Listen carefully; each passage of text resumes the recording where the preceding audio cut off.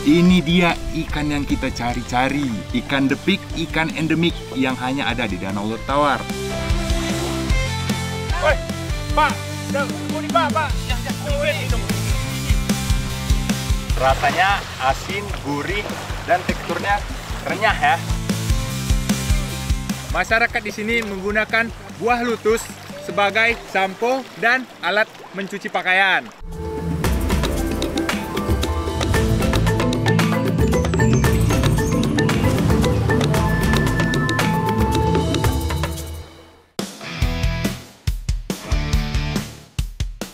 Aceh memang menyimpan kekayaan alam yang indah, salah satunya Danau Laut Tawar. Danau ini berada di Kabupaten Aceh Tengah. Danau yang lebih dikenal dengan Danau Laut Tawar ini sudah menjadi sumber mata pencarian bagi masyarakat di sekitarnya. Danau ini banyak dimanfaatkan oleh masyarakat yang tinggal di sekitar Danau Laut Tawar, salah satunya yaitu mencari ikan. Kebetulan nih, Lon lagi bersama nelayan di Desa Kelutu, lagi mau menangkap ikan depik di Danau Laut Tawar. Jadi anak negeri, hari ini kita mau cari ikan depik yang berada di Danau Laut Tawar. Nah, karena kapalnya kecil nih goyang-goyang, kita juga harus berhati-hati. Ya, ini jaringnya sudah berumur 20 tahun. Nah, kita menggunakan jaring ini nih buat nyari ikan depik. Entah Pak, kita kenalan, entah Bang. Untuk menangkap ikan depik, biasanya Ji memakai jaring atau jala. Jala yang dipakai memiliki lubang yang kecil-kecil sehingga ikan depik mudah tertangkap. Kalau sudah disebar, jangan langsung ditarik ya. Kita tunggu paling cepat 1 hari 1 malam. Pak, mana tuh si youtuber Pak? Dia ngarawin ya. Pak. Ayo juga. Ayo juga. Oh juga. Nah, jadi gini, anak negeri. Ternyata Bapak ini sudah menebar jaring di sana. Ayo kita lihat jaring yang ada di sana. Tapak. Tantan karatan. Ini dia, jaring yang sudah disebar selama sehari semalam. Lon yakin pasti banyak ikannya nih. Wah, tuh lihat. Bener kan kata Lon, banyak banget nih ikan depik yang tertangkap. Kayaknya bisa sampai ratusan ikan depik nih. Nah, ini dia ikan yang kita cari-cari. Ikan depik, ikan endemik yang hanya ada di Danau Laut Tawar. Ikannya berukuran kecil-kecil seperti ini nih. Lihat nih. Nah, punah ini Pak, kita anak ini. Kita tatangan jadi. Tatangan ke? Bunyi Bang, tatangan Bang. Abang. Hari Bang ya. Ikan depik ini memang ukurannya kecil-kecil seperti ini. Bentuknya kecil memanjang dan berwarna perak. Karena ukurannya kecil-kecil seperti ini, jadi membutuhkan jaring yang lubangnya kecil dan padat seperti ini ya anak negeri. Oke, jaring yang penuh dengan ikan depik ini kita bawa ke pinggir danau ya, untuk diambil ikannya. Kalau di Desa Kelutu, yang bertugas mencari ikan tentunya para bapak-bapak. Sedangkan yang melepaskan ikan dari jaring itu tugasnya ibu-ibu. Ya, walaupun Lon bukan ibu-ibu, tetep dong Lon bantu. Ayo Bu, kita lepasin ikan depiknya. Hari dulu ini. Wah, ternyata susah juga ya lepasin ikannya. Bu, tuna nih Bu. Lepasin Bu, woi. Tuan. Taruh dulu ya. Taruh dulu itu. Ini nggak buka? Ah, nggak betah. Kok nggak ke Putri? Pasti oh, itu 2 hari dulu. Iya. Barangnya Bu, ayo Bu, semangat Bu, semangat Bu. Ahoy!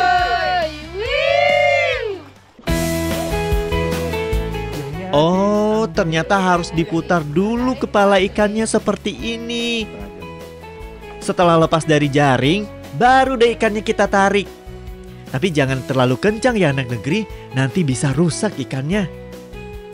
Biasa Ji, untuk melepas ikan yang banyak ini tidak bisa sendirian. Minimal sih sekitar 4-6 orang. Pokoknya semakin banyak maka akan semakin cepat selesainya.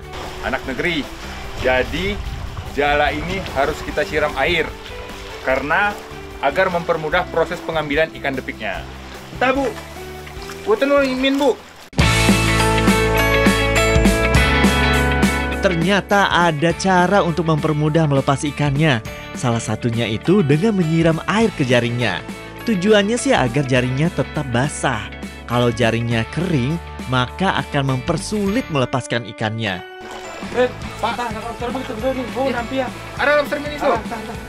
Maaf ya ibu-ibu, Lon sama Putri mau ikut mencari lobster air tawar dulu ya.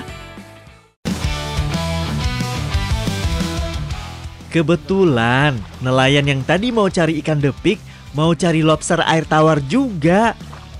Untuk mencari lobster di Danau Lutawar tidak perlu alat khusus. Media untuk menangkap lobsternya sudah disiapkan alami oleh Danau Lutawar. Ya, kali ini kita mau menangkap lobster dengan menggunakan rumput yang tumbuh di dasar danau. Masyarakat di desa Kelitu menyebutnya sebagai spot. Spot merupakan rumput danau yang biasa dijadikan tempat bersembunyi baik ikan maupun lobster air tawar. Nah, hari ini kita mau cari lobster air tawar. Di sini kita menggunakan spot bang ya, atau biasa disebut juga dengan rumput danau. Nah, ini kita letakkan di pinggir untuk mendapatkan lobster air tawarnya.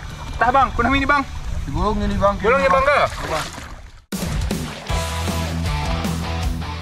Spot atau rumput danau ini akan kita angkat dan gulung menuju pinggir danau. Akhirnya setelah digulung dan didorong sampai juga ke pinggir. Setelah ke pinggir, baru kita bentuk menjadi lingkaran. Tujuannya sih agar ikan atau lobster air tawar tadi terjebak di bagian tengah atau di rumput yang sudah digulung. Kalau sudah begini, langsung kita cari lobsternya. Setelah spotnya kita gulung ke pinggir seperti ini, pasti ada yang terperangkap di sini pak. Pak, kenal pak? Percaya, itu dan cari nih pernya. Woi, pak, tunggu nih pak. Ya, kulit ini apa ya? Tak kenalin pak. Ini pada bu ya, kulit. Kita jadi pak, dekat gini. Asik, panen besar nih. Banyak banget kita dapat lobster air tawarnya. Memang kalau Danau Lutawar ini memberi banyak manfaat bagi masyarakat sekitarnya. Ini nih lobster air tawarnya, berbeda dengan lobster di laut. Kalau lobster di danau ukurannya lebih kecil-kecil. Selain itu warnanya juga hitam.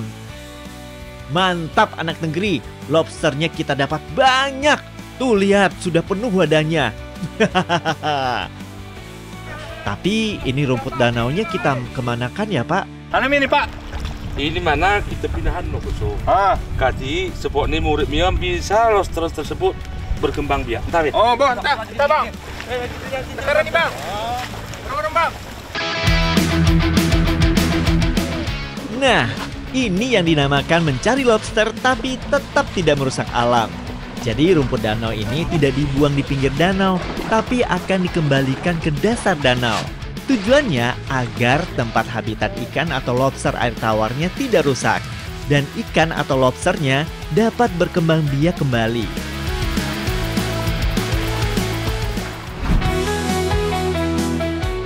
Lobsternya sudah ada, ikan depiknya juga sudah banyak. Biar adil kita masak dua-duanya saja ya. Kali ini kita mau memasak makanan khas dataran tinggi Gayo, yaitu lobster asam keung dan sambal depik. Yang pertama kita buat bumbu dasarnya dulu ya. Bahan-bahan yang dipakai tentunya ada cabai merah, bawang merah, kunyit, garam, dan yang nggak boleh ketinggalan yaitu asam sunti atau andaliman. Kita buat bumbu halusnya agak banyak ya, soalnya bumbu halus ini juga akan ditambahkan ke sambal depiknya. Lanjut ke bahan utamanya, yaitu ikan depik. Karena ini ikan kecil, jadi tidak perlu dibersihkan, cukup dicuci bersih. Setelah itu, tambahkan garam ataupun penyedap rasa. Nah, kalau sudah diaduk, tinggal kita goreng deh ikan depiknya. Untuk memasak asam keeng depik ini, baiknya kita goreng setengah matang dulu. Tujuannya agar ketika dicampur kuah nanti, tekstur ikannya tidak mudah hancur. Kuna nih, nggak kebu? Dilon. Ikan depik berukuran kecil seperti baby fish. Jadi untuk menggoreng ikan depiknya harus dengan minyak yang panas dan digoreng kering. Tapi karena ikan depiknya mau dijadikan sambal, jadi ikan depiknya digorengnya jangan terlalu kering ya, agar pas dicampur sambalnya ikan depiknya tidak mudah hancur. Lobster yang sudah dibersihkan tidak usah dipotong ya anak negeri, cukup dibuang kepala dan kotorannya. Sebelum menumis bumbu halus untuk asam keungnya, kita tumis dulu potongan bawang merah dan tomatnya. Setelah itu, baru tumis bumbu yang sudah dihaluskan tadi. Lalu tambahkan potongan kentang merahnya, aduk sebentar, lalu tambahkan lobster air tawarnya. Tambahkan air secukupnya, lalu masak lobsternya hingga matang. Biar makin wangi, tambahkan juga daun salam. Sambil menunggu lobsternya matang, kita buat sambal ikan depik. Bumbu yang sudah dihaluskan tadi kita tumis. Ini nih yang buat beda. Sambal depik ini ada tambahan kecombrangnya. Pastinya sambalnya memiliki aroma yang khas. Jangan lupa kasih air matang secukupnya agar sambalnya tidak terlalu kental. Nah, di sini kita masak lobster dan ikan depik dengan masakan asam keong. Yang membedakan asam keong ini dengan masakan lainnya, asam keong menggunakan empan, betul Bu ya? Empan, dan menggunakan asam sunti yang terbuat dari belimbing kering. Terakhir kita tambahkan ikan depik yang sudah digoreng tadi. Aduk hingga bumbunya bercampur rata. Kebetulan asam keungnya juga sudah mau mateng nih. Soalnya kuahnya sudah mulai sedikit dan teksturnya semakin kental. Ini dia, lobster asam keung dan sambal depik. Warnanya merah merona ya. Tapi rasa pedas nih.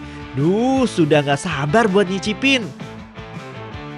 Lobster asam keung ini rasanya enak banget. Karena ukurannya kecil jadi mudah untuk dimakan. Berbeda ya kalau lobster air tawar. Kuah asam keung ini memiliki rasa pedas yang sedikit asam. Tapi enak dan pas kalau dimakan dengan daging lobster yang rasanya gurih. Sambal depiknya aromanya terasa kecombrangnya. Pedas sudah pasti, tapi ada sedikit rasa asam dari asam suntinya. Sambal depik ini mirip seperti sambal ikan teri. Kita lagi makan lobster, asam keong, dan sambal depik nih. Rasanya asin, gurih, dan teksturnya renyah ya. Nah, kalau di wilayah Aceh, biasanya orang Aceh nyebutnya asam keong. Kalau di wilayah Aceh Tengah, orang ini nyebutnya asam jing. Nah, kita Bu, makan Bu. Ya, kita nge-mepe Ibu nih. Itu udah pedas. Guna nih. Setiap daerah di Aceh memiliki penamaan makanan yang berbeda-beda. Kalau di Aceh besar, makanan ini disebut asam keong. Tapi di daerah kecil atau di daerah Aceh lainnya disebut asam jing.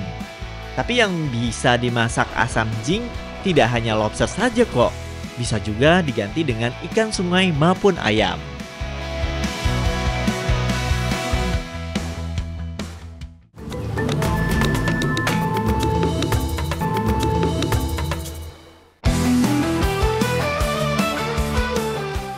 Indonesia memang memiliki segudang tanaman yang bermanfaat, baik dijadikan tanaman obat-obatan maupun yang dibuat masakan. Di Desa Kerlang, Kabupaten Bener Meriah, banyak tumbuh tanaman yang unik anak negeri. Salah satunya tanaman lutus. Masyarakat Desa Kerlang memang sudah biasa mencari pohon lotus ini sampai ke pedalaman hutan maupun di kaki bukit. Lon jadi penasaran buah lutus itu seperti apa? Langsung saja deh kita cari. Ya, ini batangnya Bang Gah. Ini ke batang lotusnya Bang. Ya. Kengok. Gere pora nih. Ya, kejap ketik panjatan mau. Apa tuh nih? Kepas. Pora nih, ya. Ya. Pohon lutus biasa tumbuh di sekitar kaki bukit maupun hutan. Biasa tingginya sampai 20 meter. Wah, tinggi banget ya. Untungnya pohon lutus ini tidak terlalu tinggi. Karena buahnya ada di atas, jadinya Lon panjat dulu ya. Selesai, oi. Iya. Nah, hei ya. Terus benar itu nih ya. Ya. Delega hanati. Nggak kuat soga. Anak negeri, ternyata pohon lutus ini kita tidak perlu memanjatnya karena sudah ada buah-buah yang masak yang jatuh di bawah ini. Kita bisa ngutip langsung dari bawah. Lihat nih, tangan saya sampai merah gara-gara manjat pohon lutus ini. Wah, kita bang, kenalan mian bang. Ya, angen di nih, kenalan mian. Oh alah, Lon sudah jatuh baru bilang. Oke, nggak apa-apa. Luka lecet sedikit gak masalah. Yang penting kita ambil buah lutusnya. Yang unik nih, anak negeri. Buah lutus ini apabila sudah tua dan matang, maka buahnya akan jatuh dengan sendirinya. Ya, mirip seperti buah durian. Ketika matang, maka dia akan jatuh. Untung ya, buah lutus yang tua tinggal ambil di bawah. Kumpulannya oi, kini oi. Ngedeli ke ya? Bang. Ya, Ini deleng nih. nah, oke. Ini dia buah lutus. Biasa dikenal dengan buah lerak. Digunakan sebagai sampo ataupun deterjen. Kunami, kenalin ke nih. Kenalin mi ke? Kutuha ke? Nah, ini nanti kita coba di bawah kalau nggak percaya. Tah. Masyarakat desa Kerlang biasa menjadikan buah lutus ini sebagai sampo maupun untuk mencuci pakaian. Iya, setelah Lon lihat, ternyata buah lutus ini merupakan buah lerak. Lerak atau di daerah Jawa disebut klerek merupakan tumbuhan yang buahnya dapat digunakan sebagai sabun alami. Sejak zaman dahulu, buah lerak ini sudah dipakai untuk mandi maupun cuci pakaian ataupun piring kotor. Ini dia buah lutus. Biasanya warga di sini menggunakan yang muda dan yang tua. Nah, bedanya nih, kalau yang muda busanya lebih sedikit, kalau yang tua busanya lebih banyak. Oh, bang, kita juga nih bangga. Tesan bang, tesan bang. Lon mau membuktikan bener nggak ya kalau biji lutus ini bisa dijadikan sampo. Kebetulan kita sudah di pinggir sungai nih. Lon membuktikan kalau buah lutus ini bisa dijadikan sampo alami. Kalau sudah berbusa begini, bisa langsung dipakai ke rambut maupun ke pakaian. Lutus atau lebih dikenal dengan lirak ini biasa dijadikan sebagai macam-macam sabun. Mulai dari sabun mandi, sabun cuci tangan, dan juga sabun untuk mencuci pakaian. Selain ramah lingkungan, sabun lerak atau lutus ini aman untuk kesehatan karena sabun ini menggunakan bahan alami. Jadi, masyarakat di sini menggunakan buah lutus sebagai sampo dan alat mencuci pakaian. Tapi, kalau menggunakan sampo, buahnya sedikit saja, jangan banyak-banyak. Nanti rambut bisa jadi kaku. Walaupun ramah lingkungan, sabun lerak ini sudah jarang dipakai karena pohon lerak sulit ditemukan di daerah perkotaan.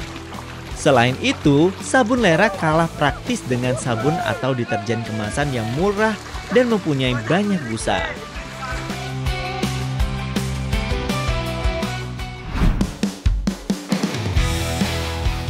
Masih di Desa Kerlang, Kabupaten Bener Meriah. Masih mau cari tanaman unik lagi nggak nih? Tapi kalau ini bukan dijadikan makanan atau sampo, tapi untuk perlengkapan tradisi. Kalau ini sih nggak usah sampai masuk hutan ya, karena di sekitar kebun atau perkarangan rumah aja ada kok. Yang mau kita cari ini merupakan tanaman yang akan dijadikan tepung tawar untuk tradisi pasejuk kapal baru. Ini dia tanaman bebesi dan bedingin. Kedua tanaman ini biasa tumbuh liar di sekitar pekarangan rumah ataupun di kebun. Ini namanya bebesi dan dedingin. Biasanya hidup di pekarangan rumah maupun di hutan. Tumbuhan ini biasa digunakan sebagai tradisi pesejuk maupun tepung tawar. Tanaman dedingin yang memiliki daun yang lebar ini lebih dikenal dengan tanaman cocor bebek. Yang kita petik tidak usah banyak-banyak ya, cukup beberapa batang daun saja.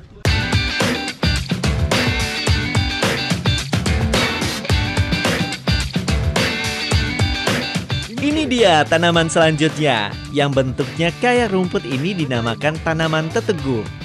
Kalau di Desa Kerlang, tanaman teteguh ini melambangkan kekuatan yang teguh hati dalam memimpin ataupun berusaha.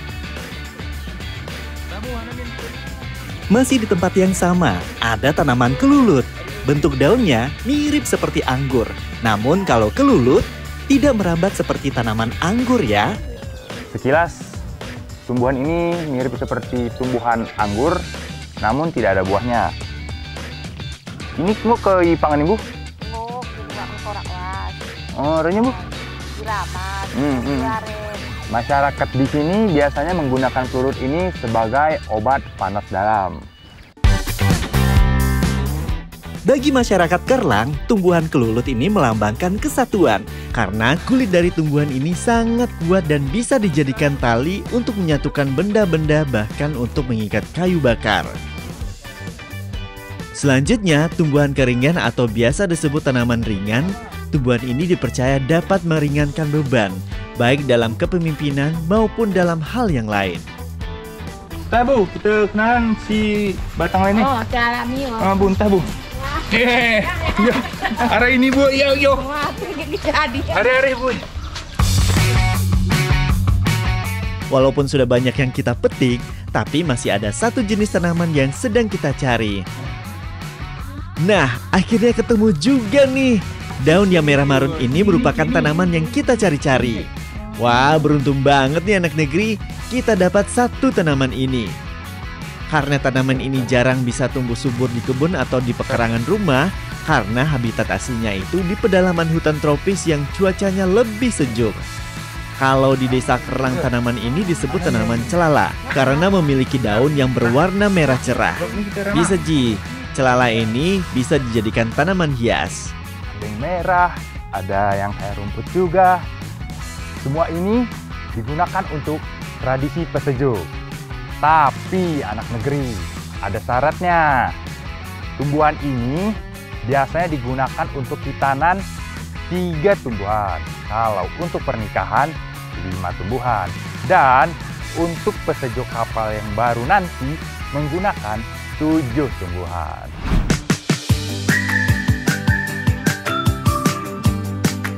Setelah kita ngumpulin tumbuhan tadi, kita mau masak bertih dan kunyit.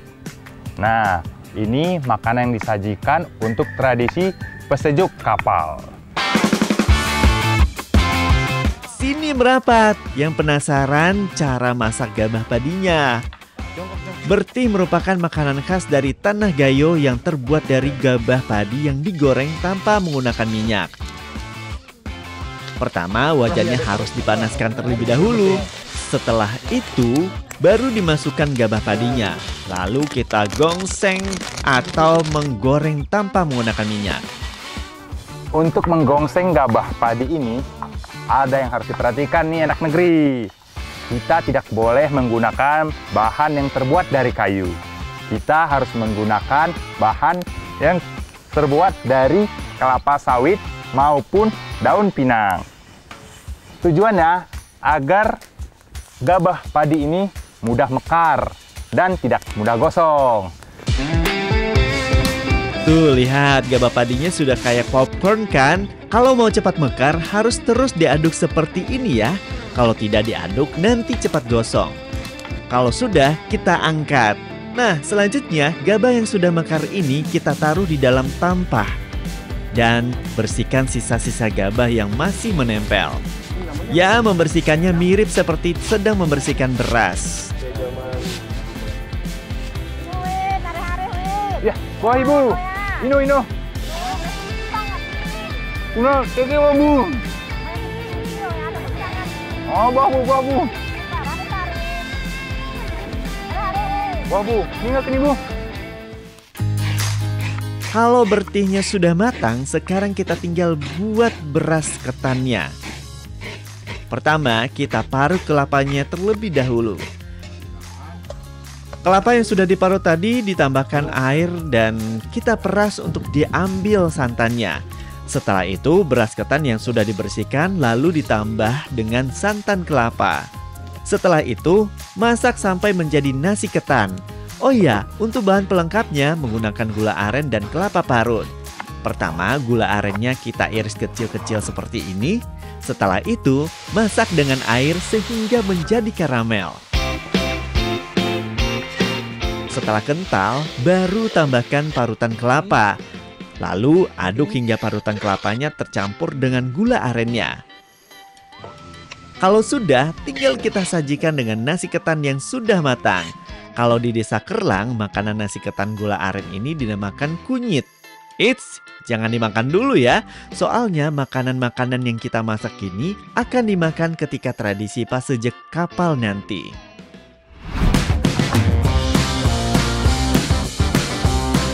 Sekarang kita ke puncak acaranya, yaitu tradisi pasejek kapal baru. Kapal yang baru dibuat di tukang kayu ini akan dibawa ke pinggir sungai untuk dilakukan tradisi pasejek. Kapal yang sudah dibuat merupakan kapal atau sampan motor untuk pencari ikan di sungai. Kelihatannya sih kecil, tapi ini berat juga loh anak negeri. Setelah kapal ini ditaruh di pinggir sungai, baru kita akan memulai tradisi pasejuk kapal baru yang baru. Sebelum kita mulai pasejuk kapal, kita sudah melakukan kenduri tadi. Nah, di sini ada makanan bertih yang memiliki makna seperti rukun iman dan rukun Islam.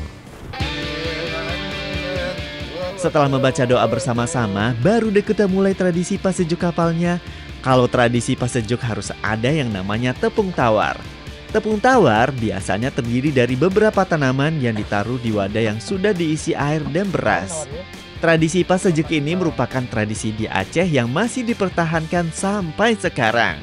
Biasa Ji, proses ini digelar terhadap manusia atau benda mati.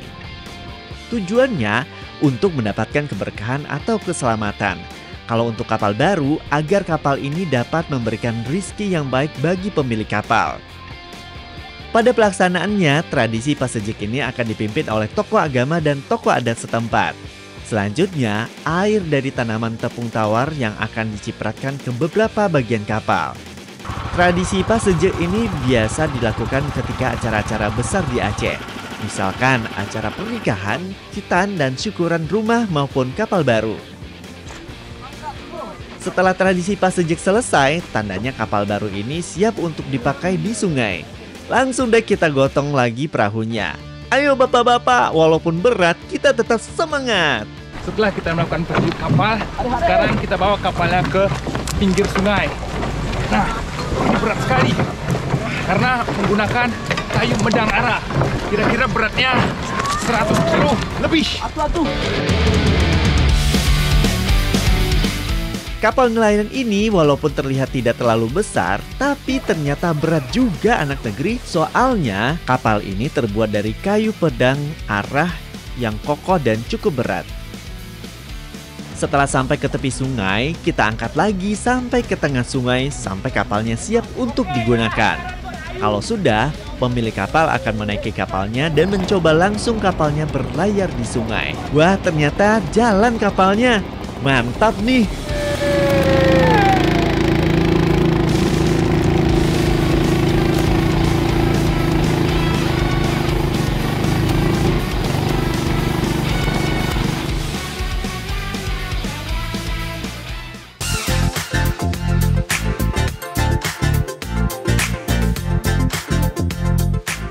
Setelah kapalnya dapat digunakan dengan baik, nah tradisi ini ditutup dengan makan kenduri atau makan secara bersama-sama.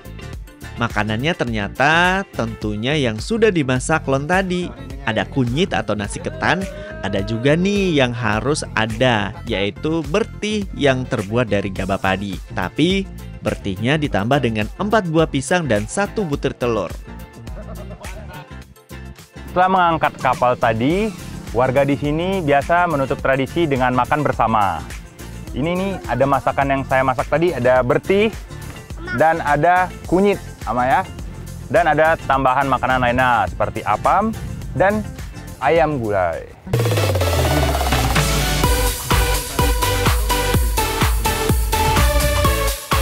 Kenduri merupakan perwujudan pengabdian kepada Tuhan Yang Maha Kuasa. Tradisi ini dilakukan dengan menjamu saudara, tetangga atau kerabat, terutama yang kurang mampu untuk makan bersama-sama. Kenduri ini berbeda-beda sebutannya, tergantung pada bulan dan kegiatan apa kenduri itu digelar.